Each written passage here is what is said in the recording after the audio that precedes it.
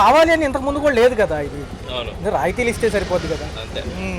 ప్రజలకు ఉపయోగపడేది చేయాలి, కానీ ప్రజలకు ఉపయోగపడినవన్నీ పెట్టి ఈ ప్రభుత్వం చాలా ఇచ్చేస్తున్నారు. గత ప్రభుత్వం అలాగే చేసింది. ఇప్పుడు కూడా వీళ్ళు పనులు చేయకుండా మెయిన్ ఏంటంటే వీళ్ళు కొట్టుకుంటున్నాం ఎక్కువైపోయింది. రాష్ట్రాన్ని అభివృద్ధి చేయాలి ముందు. మన పదవులు ముఖ్యం కాదు, పదవులు ఇవన్నీ శాశ్వతం కాదు. మన జీవితాంతం గుర్తుండాలంటే ఒక మనిషి గట్టిగా చేయాలి. గతంలో రాజశేఖర రెడ్డి చేశాడంటే ఒకటి బాగుంది, ఆయన పరిమాణం మట్టికి నెంబర్ 1. ఇప్పుడు చంద్రబాబు నాయుడు కూడా బాగానే చేస్తాడు, కానీ కాకపోతే అతను కూడా కొద్దిగా ఇంకా బ్రెయిన్ వాడాలి. అంతే పొరుగుడు వెళ్ళి మనం ఆయన అన్నట్టు ఆడెవడో వెళ్ళి 100 కోట్లు తెచ్చాడు, మనం కూడా వెళ్ళి ఆడికి వెళ్ళి 100 కోట్లు తెద్దాం. ఈ కాదు, మన ఆంధ్రాలో ఇండియాలో మొత్తం మన ఇక్కడ కూడా ఉన్నాయి డబ్బు. ఎవడెగ్గరికి వెళ్ళక్కర్లా, ఇక్కడే బోల్డ్ డబ్బు ఉంది. ఈ చెత్త పథకాలు ముందు మానేస్తే ప్రభుత్వం కూడా బాగుండదు. ఉచితం బస్సు అనేది కార్మికులకు కొడతాం, పొట్ట తిప్పలు కొడతామే తప్ప. ఇది మటుకి నేను మనస్ఫూర్తిగా చెబుతున్నా. నేను వికలాంగుడిని అయినా కూడా ఆటో తోలుతున్నా. ఈరోజు బతకాలి అంటే ప్రతి ఒక్క ఆటో కార్మికుడు వాళ్ళ కుటుంబాన్ని నడపాలంటే కనీసం 1000 రూపాయలు తోలాలి. 1000 రూపాయలు తోలి అద్దె కట్టి గ్యాస్ తీస్తే 400 రూపాయలు మిగులుతుంది. ఆ 400తో ఫ్యామిలీని గడిపే వాళ్ళు చాలా మంది ఉన్నారు. స్కూల్ చదివిస్తున్నారు. పాపం వాళ్ళు చాలా ఇబ్బంది పడిపోతారు.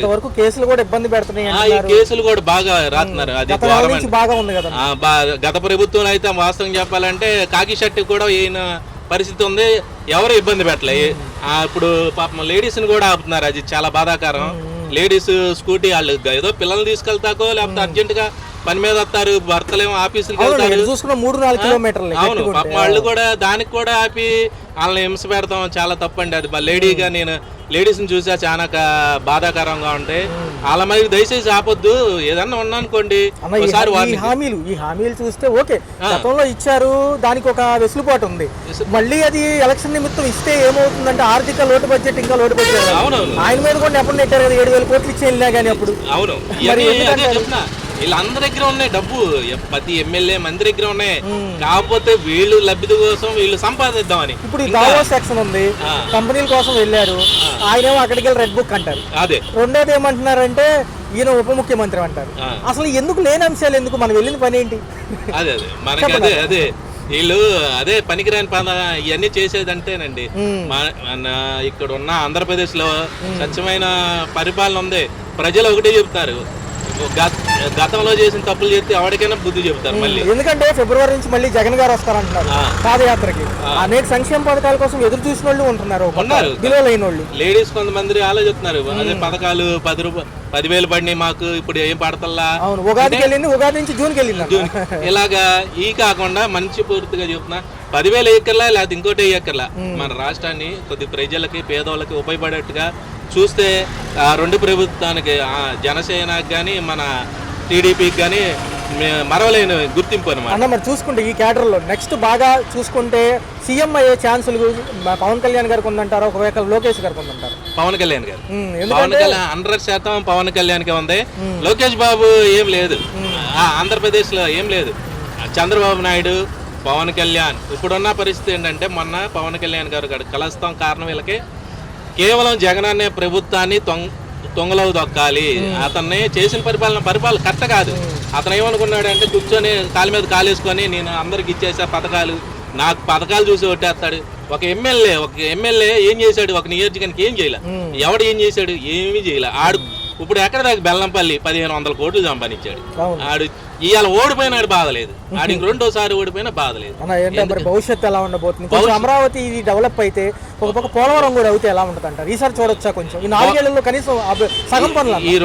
వీళ్ళిద్దరు ఏంటంటే ఇద్దరు కలిసికట్టుగా, బయటోడు ఎవడో చెప్పాడు రేపు అదే డిప్యూటీ సీఎం మా అబ్బాయికి ఇవ్వాలి, లేకపోతే ఇంకో 5 పక్కన పెట్టేయాలి. 5 పక్కన పెట్టి పవన్ కళ్యాణ్ గారు చేసేది మంచి పనే. ఏదో తిరుపతి విషయం కానీ ఇంకోటి ఏదైనా పాపం ప్రజల్లోకి వెళ్తున్నాడు. ఆ గురువు గారు చెప్పినట్టు పంచాయతీలు వాళ్ళకి మేపేసి వాళ్ళకి డబ్బులు ఉచితంగా ఇస్తున్నాడు. పవన్ కళ్యాణ్ గారికి కూడా ఇది చెప్పాల్సింది. ఎందుకంటే వాళ్ళ మీద కెరీర్ గట్టిగా తీసుకొని కొద్దిగా ఇచ్చేయాలన్న. ఏంటంటే రాష్ట్రం బాగుండాలంటే వీళ్ళిద్దరు కలిసి పని చేయాలి. అంతేగాని పక్కనోడు చెప్పాడు ఈడు చెప్పాడు అని చెప్తే ఈ భేదాలు వచ్చి వీళ్ళు ఈ 4 సంవత్సరాల కొట్లాట అయింది. వాళ్ళు 5 సంవత్సరాలు గెలిచి 151 సీటు పెట్టుకొని ఏమీ చేయలేకుండా ఆడి మీద ఈడి మీద ఈ పనికిరాని మాటలు చెప్పుకుంటా, నీకు 3 పిల్లలు ఆడికి 3 పిల్లలు, ఈ తప్ప ఈ కాకుండా రాష్ట్రం బాగుండాలంటే రేపు భవిష్యత్తులో రేపు ముందు తరానికి కూడా మంచి బ్రెయిన్ ఆలోచించి హోంశాఖ కానీ వీళ్ళందరూ కొద్దిగా గంజాయి ఇవన్నీ ఇలాంటివి కూడా ఉన్నాయి. కొన్ని కాలనీలు చూసుకుంటే ఘోరంగా ఉంది. కొద్దిగా వాళ్ళ మీద కూడా నారా చంద్రబాబు నాయుడుకి కానీ పవన్ కళ్యాణ్ గారికి కానీ హోంశాఖ మంత్రి గారికి కానీ వీళ్ళందరూ కూడా చెప్తున్నారు చక్కగా వాళ్ళందరినీ కొద్దిగా కేర్ఫుల్ పెట్టి మాలాంటి వాళ్ళు పొట్టగొట్టకుండా ఉచిత బస్సు అనేది వద్దు. ఆ ప్రజలు లేడీస్ ఎవరు అడగట్లా. ఇప్పుడు మనకి ఎటు చూసిన 6 కిలోమీటర్లు 8 కిలోమీటర్లే. వీటి వల్ల ఏంటంటే వాళ్ళు ఒత్తిడి చేయట్లా. ఈ గ్యాస్ పథకం పెట్టారు, పోనీ అది మంచి పథకమే, ఏదో లేడీస్కి ఉపయోగపడేది, అది తప్పులేదు. అలాంటివి ఏదైనా పెట్టి ఇంకా చెత్త పథకాలు పెట్టకుండా మనం అక్కడ వెళ్ళి ఈ దగ్గరికి వెళ్ళి అప్పు తేకుండా ఉన్న డబ్బుతో అమరావతిని తొందరగా పూర్తి చేస్తే గ్రేట్ సీఎంలో మనోడు ఫస్ట్ స్థానంలో ఉంటారు. చంద్రబాబుకి ఇది అవకాశం వచ్చింది. ఈ అవకాశాన్ని ఉపయోగకుండా మేము సంపాదించేసుకుందాం, లేకపోతే మా అబ్బాయి రేపు భవిష్యత్తు ఉంది, నా మనవడికి ఉంది, లేకపోతే మా కోడలకు ఉంది, ఇవన్నీ చూసుకుంటే రేపు దేనికి 0 పాయింట్ అయిపోతారు. ఎవడో కూడా మీరు చేసే పని ఏంటంటే అమరావతి క్యాప్టెన్ చేసి మన చెప్పారు 5 ఏళ్ళ జగన్ చేయని పని నువ్వు చేసి చూపించావు కన్నా. గ్రేట్ చంద్రబాబు నాయుడు, గ్రేట్ పవన్ కళ్యాణ్ గారు, ఈ రెండిట్లకి గ్రేట్. ఎలా ఉంటుంది అంటే ఉచితం అంటే గతంలో కర్ణాటకలో ఇదే జరిగింది, హైదరాబాద్లోనూ ఇదే జరిగింది. ఉచితంగా అయితే ఎక్కి ఊరినే కాలక్షేపానికి ఎక్కేవాళ్ళే తప్ప అసలు నిజంగా పనులకి వెళ్ళేవాళ్ళు ఎక్కడ. మళ్ళీ ఏమో డీజిల్ ఆటో లోపల నడపకూడదు, బయట నడపాలన్నారని చెప్పి అదొక గోల అయింది. అసలు ఏమనుకుంటున్నారు ఈ ప్రభుత్వాలు? ఇస్తే ఇవ్వచ్చు ఉచితాలు అనేవి, పాత గవర్నమెంట్ ఇచ్చింది. గతంలో 10,000 ఇచ్చేవాళ్ళు, ఏదన్నా వీటికి సరిపోయాయి ఏదో దానికి. మరి ఇప్పుడేమో కిస్తీలు కట్టలేకపోతున్నారు, ఫైనాన్స్లు ఎక్కువైనాయి. రెండో చూసుకుంటేనేమో ఈ రోడ్లు బాగాలేదు, కేసులు ఎక్కువైనాయి. ఎలా అనిపిస్తుంది బాబు అసలు ఎంత ఏంటి నడుస్తుందా ఇంటికాడ? పెరిగిన ధరలు ఇచ్చి ఎలా ఉంటుంది? బాగా కష్టంగా లేదు? ఇప్పుడే మా పరిస్థితులు బాగాలేవండి. ఇంకా ఫ్రీ బస్ అయితే మరి మిగతా పథకాలన్నీ ఏమైనా ఇచ్చారంటే అయ్యి లేవు. ఒక్క పథకం కూడా మరి తల్లికి వందనం పోయింది, తర్వాత విద్యా దీవెన వసతి దీవెనలు పోయాయి, మహిళలకు డబ్బులు అన్నారు అయ్యి పోయాయి. మరి 7 నెలలు ఏం చేశారు వీళ్ళు? ఏమన్నా ముందు చూడటం వాళ్ళు ఏం చేస్తారు, చూడటం తప్ప చేసేది కనపట్లేదు. ఏమన్నా మాట్లాడితే ఉప ముఖ్యమంత్రిని మారుద్దామా, వాళ్ళని మారుద్దామని 2 రోజుల నుంచి చర్చ. మార్చొచ్చా? పవన్ కళ్యాణ్ గారు ఆల్రెడీ ఉన్నారు కదా ఆయన, మళ్ళీ లోకేష్ గారిని అంటున్నారు. నాకు వద్దంటాడు ఆయన, దావోస్ వెళ్ళారు, ఏది కంపెనీలు తెద్దామని. ఎలా అనిపిస్తుంది? వస్తాయా కంపెనీలు? ఏమోనండి, అసలు అయితే ఫస్ట్లో అయితే ఓట్లు అయితే వేసాంలే కానీ బాధగానే ఉంది. ఇప్పుడు ఫ్రీ బస్ అంటే ఇంకా బాధ వేస్తుంది మాకు. మరి ఎట్లన్నా ఉన్నా ఒక రంగం ఎట్లా అక్కడ బతుకుతాం. ఇప్పుడు మళ్ళీ ఫ్రీ బస్ చేసాడు అనుకోండి అయిపోతాం. అందులోనూ ఆటో ఫీల్డ్ లో కాంపిటీషన్ ఎక్కువ ఉంది. రిటైర్డ్ అయిన ఆర్టీసీ ఎంప్లాయీలు కూడా ఎదుగుతున్నారు. అదేంటో నాకు అర్థం కాదు. లారీ డ్రైవర్లు అయ్యే, బస్ డ్రైవర్ ఖాళీ అయిన వాళ్ళు అయ్యే తిప్పుతున్నారు, ఇంకా జాబ్ లేని వాళ్ళు అయ్యే తిప్పుతున్నారు. మరి వీళ్ళేమో కేంద్రం మాకు సపోర్ట్ చేస్తుంది అంటున్నారు. కేంద్రం అవుతుందా ఇవన్నీ? వాళ్ళు ఎప్పుడు చూసినా అంతే. గతంలో ఆయనకి సపోర్ట్ చేశారు కానీ చేయడం కనపట్లేదండి. ఇప్పుడు మామూలు ఎలక్షన్ ముందు అన్ని వాగ్దానాలు చేశారు, వాటిలో ఏమి నెరవేర్చినట్టు ఏం కనిపించట్లేదు. మళ్ళీ ఇప్పుడు ఫ్రీ బస్ అన్నారు అనుకోండి, ఎట్లా ఉన్నా కొద్దిగా ప్రశాంతంగా ఉంటాం. అలా ఫ్రీ బస్ అంటే ప్రాబ్లమే. Okay okay. మరి రాష్ట్ర భవిష్యత్తు ఎలా ఉండబోతుంది అంటారు? ఇక వాళ్ళ చేతిలో పెట్టిన కాబట్టి ఏం చేస్తారో తెలియదు సార్. మనం ఏం చెప్పగలం వాళ్ళు ముందు. ఇప్పుడైతే ప్రస్తుతానికి ఏమీ లేదు. ఓకే, ఇక ముందు ఏం చేస్తారనేది చూడాలి. సరే బాబాయ్, మరి అయితే ఇక కష్టమే. ఇది కంపెనీల కోసం ఆకర్షిస్తామంటున్నారు, వాళ్ళేమో హామీలు అడుగుతున్నారు. నెక్స్ట్ ప్రభుత్వాలు వేరే వస్తే మా పరిస్థితి ఏంటి అని. ఏదన్నా మరి కేంద్రం నుంచి హామీ వస్తుందంటారా? అమరావతి పోలవరం త్వరితగతిన పనులు మొదలైతే అన్న వాళ్ళకి ఏమన్నా కొంచెం నమ్మకం కలుగుతుందంటారా? ఏమీ జరగదు. ఎందుకంటారు సార్? జనరల్ లెగ్ ఒళ్ళుగడ్డం, ఈ లెగ్ 3 పార్టీల ఇది ఎవరు చేస్తాడు? కేంద్రం ఏదో దువ్వుతోంది అంతే. నాకు తెలిసినంత వరకు నా నాలెడ్జ్ ప్రకారం జగనే కాదు, లేకపోతే చంద్రబాబు నాయుడే కాదు, ఎవడొచ్చినా ఆంధ్రప్రదేశ్ బాగు చేయడం ఎవరు. ఫస్ట్ నుంచి దక్షిణాది రాష్ట్రాలని చిన్న చూపేశారు. మన ఆదాయ వనరులు వాడుకుంటారు కానీ సహాయం చేయరు, వాళ్ళు చెయ్యరు. అందులో ఇప్పుడు చంద్రబాబు నాయుడు అసలు చేయరు. అసలు ప్రజలు మూర్ఖంగా నమ్మి చంద్రబాబు నాయుడుకి ఓటు వేయడమే తప్పు.